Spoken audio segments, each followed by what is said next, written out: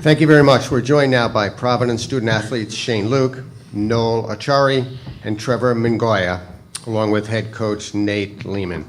Coach Leaman, would you like to make an opening statement? Yeah, I mean, I thought it was obviously it was a great game for the fans to watch. I thought the first period was a pretty even period. I was very happy with the period considering we hadn't played in 2 weeks. Coming off the period, because I kind of watched BC a little bit, and I thought they struggled a little bit in the first period coming off that break. And so we were happy to get out of the first period with a 2-2 game, and then I thought we played a terrific second period. We executed our game plan well.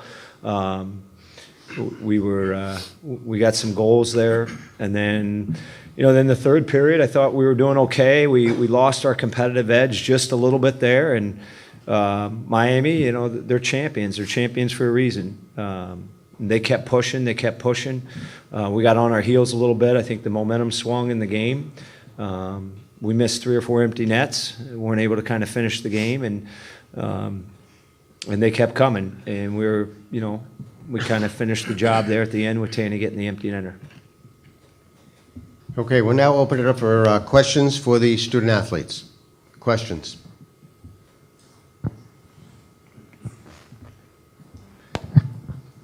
Joe Maloney, College Hockey News for Shane. In that third period, the way it unfolded, you guys will take a win any way you can get it. How much did you learn about the NCAA tournament in that period? It was pretty nerve-wracking that period, but like Coach said earlier, if you let a team like that back in it, anything can happen, and we were just we're happy to come out with the win, and it's a big win for us. Question over here. Rich Thompson, Boston Herald. Coach called it losing your edge, but really was it complacency that took over on you guys? I think we just backed off a little bit. Like Coach said, we lost our competitive edge a little bit going into that third period. You can see what a team like Miami can do. In an NCAA tournament on a big stage like this, they can turn it up just like that. And going in tomorrow's game, we're going to be competitive like we were in the first and second period all game long, and that's what we need to be focused on.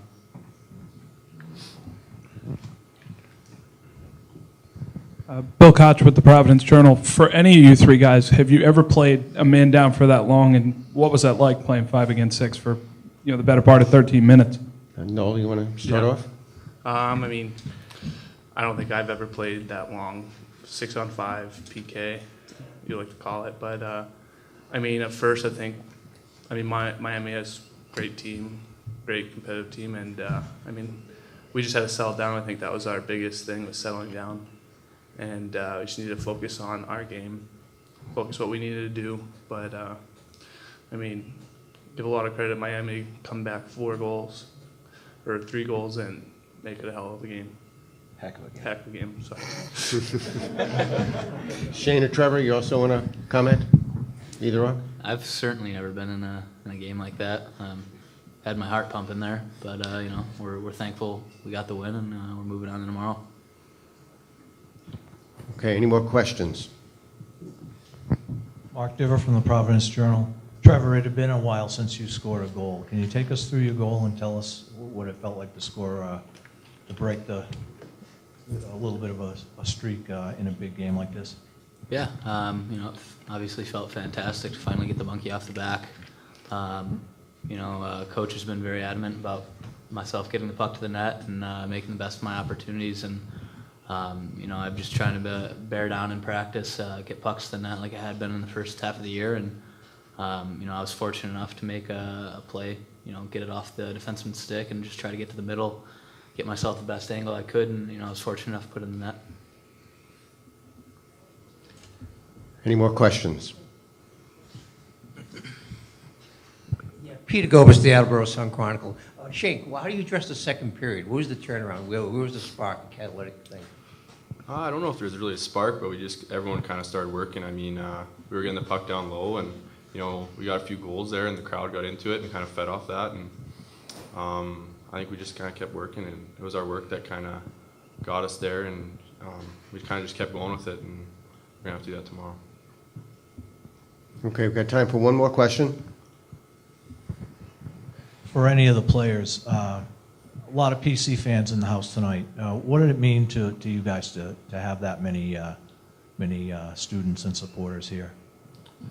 It was a great feeling. I mean, to see everyone come out and see us, and all the students in the stands was just unbelievable. Great feeling, and we would love to thank those guys, and we'll love to see them back tomorrow. I thought the best part about that is that, I thought that the fans tonight were very educated about the game. We'd get a big penalty kill and they'd stand up and cheer. They were hitting us at all the right moments of the game, and I think that felt really good, from the bench is that they were into it and they knew what was going on in the game. Okay. Thank you, Shane. Noel, Trevor, you can head back to the locker room. Thank you.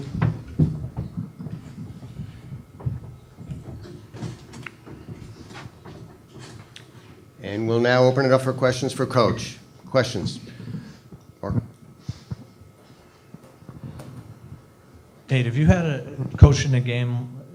Somebody reminded me of a game against Penn State years ago that they pulled the goalie in Princeton. Was it Princeton? It was Guy Godowski. Okay. Yeah, I did the same thing. Pulled the goalie with, I think, 12 minutes to go in the game. I think we were up 3 goals, and it came down to the last couple seconds of the game. I mean, I also saw a game. I remember my first year when I was at Maine and we were in the NCAA tournament. I saw a game, one of the funniest games I've ever seen. Denver was up 3-0 in the game, in the NCAA game, and over Michigan, and I believe the shots in the game were 22-4, and Red Berenson called a timeout, and the game completely flip-flopped. And Michigan came back and won 4-3, and the shots were 22-4 from that point on for Michigan. So funny things can happen. I mean, the people that have been around the game a lot know that momentum can swing in these types of games. And that's what it did. The momentum swung in the game a little bit. I think if we would have hit empty net, I don't think the momentum would have swung. But you got to give Miami a lot of credit. I mean, they're not going to give up, and they're champions for a reason, and we knew that they were going to come back with a strong punch. They started pinching their D in the third period, but I thought we were making the right plays. And I think McKay stopped one with his stick right on the goal line, and I still think when Ross had that wraparound and the net's empty, so we're just at this point. I heard a NCAA basketball coach. It doesn't matter how you win. You're just winning. You're surviving in advance. And, our focus now is about how do we get back to the game we had in the second period. And we know we're going to have a great opponent in Denver. And I think the Denver team is a lot like the Union team last year with their skilled defensemen. So, it's going to be very, very similar to where we were last year. More questions?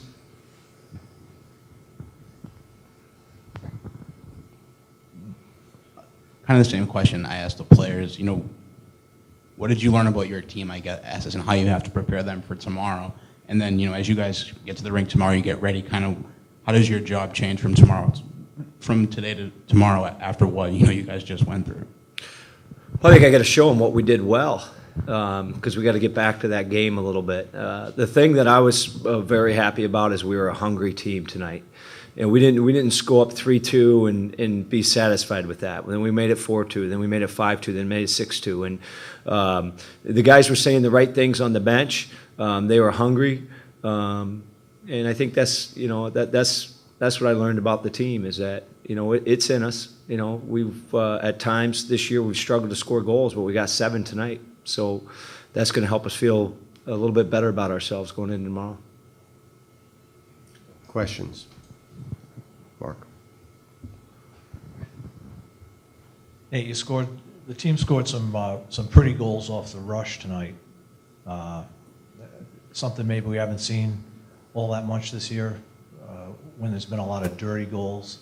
What do you think went right tonight that allowed that to happen? I thought the guys wanted the puck.